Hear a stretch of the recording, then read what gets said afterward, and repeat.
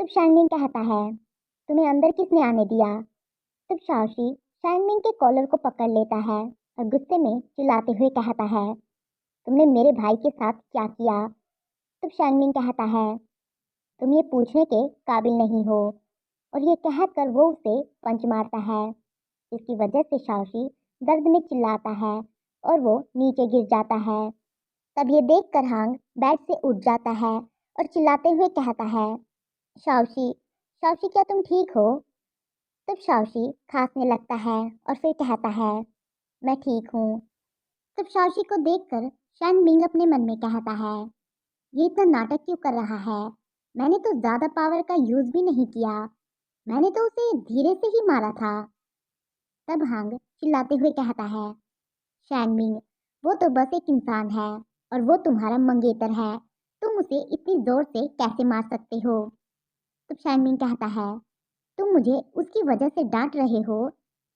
फिर हांग शाओशी से कहता है, शाओशी, मैं तुम्हें डॉक्टर के पास ले चलता हूँ। फिर हांग अपने मन में कहता है, इंसान और वैम्पायर के बीच में फिजिकल डिफरेंस बहुत ज़्यादा होता है। मुझे यकीन नहीं है कि शैनमिंग के पंच ने उसे इतना नुकसान पहुंचाया है या नहीं। तब शाओशी कहता है, ठीक है, थैंक यू भाई। फिर हांग उसे उठाने लगता है। तब ये देखकर शैन मिंग हांग के हाथ को पकड़ता है और उसे उठाता है और अपनी तरफ खींचता है और फिर कहता है, तो फिर क्या हुआ? अगर मैंने उसे मारा, क्या तुम्हें उस पर तरस आ रहा है? क्या तुम उसकी साइड ले रहे हो? तब हांग कहता है, तुमने उसे इतनी जोर से मारा है, अगर मैं उसे डॉक्टर के पास ना ले जाऊं तो क्या मुझे सिर्फ ताली बजाकर तुम्हारी तारीफ करनी चाहिए? तभी शाओशी कहता है, शैनमिंग, अपना गुस्सा किसी और पर मत उतारो, जो भी बोलना है सीधे सीधे मुझे बोलो। तब शैनमिंग कहता है, क्या यहाँ तुम्हें बोलने का हक है? गार्ड्स। और ये कहकर वो अपने गार्ड्स को बुलाता है। तब वहां पर गार्ड्स आ जाते हैं और वो शाओशी को पकड़ लेते हैं। तब ये देखकर हांग कहता है, शाओशी। तब शैनमिंग कहता है, इसे यहाँ से ले जाओ और किसी डॉक्टर को दिखाओ ताकि वह इसे ठीक से चेक कर सके। तब हांग शैनमिंग से कहता है, शैनमिंग, उसे परेशान मत करो। तभी वो गार्ड्स शाओशी को लेकर वहां से चले जाते हैं और डोर को बंद कर देते हैं। तब ये देखकर हांग शॉक हो जाता है। तब शैनमिंग कहता है, कि तुम अब सेटिस्फाई हो, तो फिर अब तुम्हारी बारी है। गलत इंसान की साइड लेने की कीमत तो चुकानी पड़ेगी। और ये कहकर शैनमिंग हांग की नेक पर बाइट करता है, जिसकी वजह से हांग पेन में चिल्लाने लगता है और कहता है, आ, ये दर्द कर रहा है, पेन हो रहा है, शैनमिंग, बी जेंटल। Later. हांग शैनमिंग के रूम से बाहर आ जाता है। उसकी हालत काफी खराब थी। तब हांग कहता है, फाइनली उसने मुझे जाने दिया, मेरा सिर घूम रहा है। शैनमिंग, वह कमीना। उसके बाद हांग आगे जाने लगता है। तभी उसे वहां पर शाओशी बैठा हुआ दिखता है। तब हांग कहता है, शाओशी, तुम यहाँ अकेले क्यों बैठे हो? तब ये सुनकर शाओशी हांग की तरफ देखता है और कहता है, भाई, तुम्हारा उससे क्या रिश्ता है? तब ये सुनकर हांग कुछ बोल नहीं पाता है।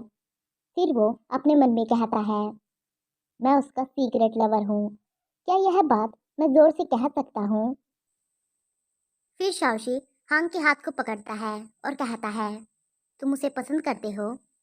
तब हांग कहता है, मैं उसे पसंद नहीं करता, वो मुझे सिर्फ मेरा ब्लड सक करने के लिए अपने पास रखता है, मैं कुछ बर्बाद।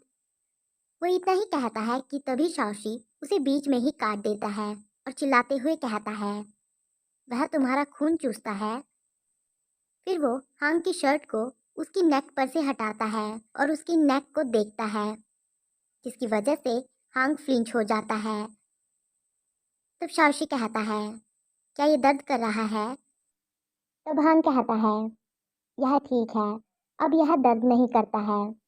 मैं बस इतना कहना चाहता हूँ कि मेरी नेक को काटने के अलावा मेरे और शैनमिंग के बीच और कुछ भी नहीं हुआ है। उसके साथ मेरा कोई भी रिश्ता नहीं है और उसके साथ कोई और पर्सन भी नहीं है।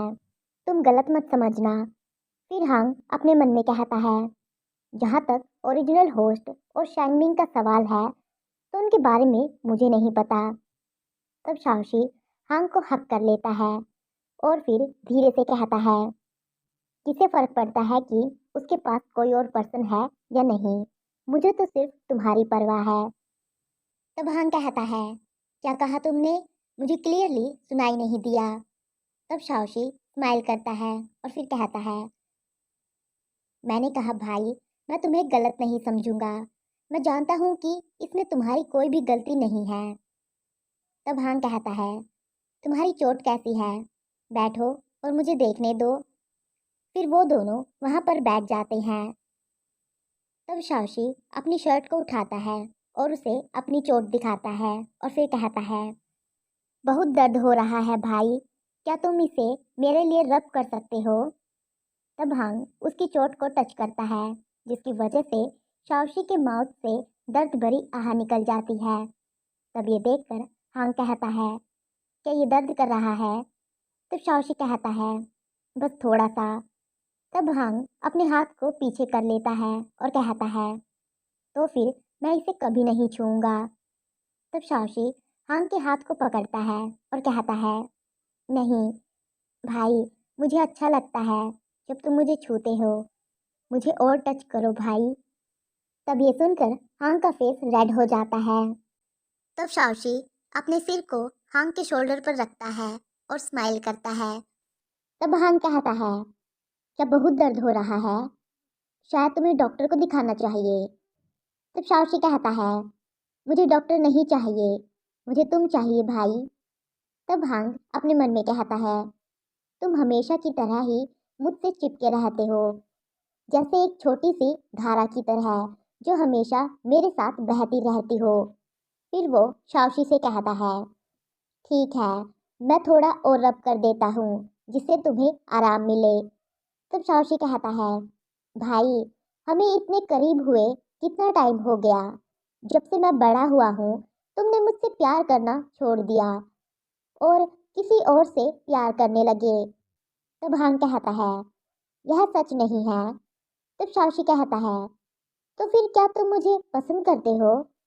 तब हांग कहता है, हाँ, मैं तुम्हें पसंद करता हूँ।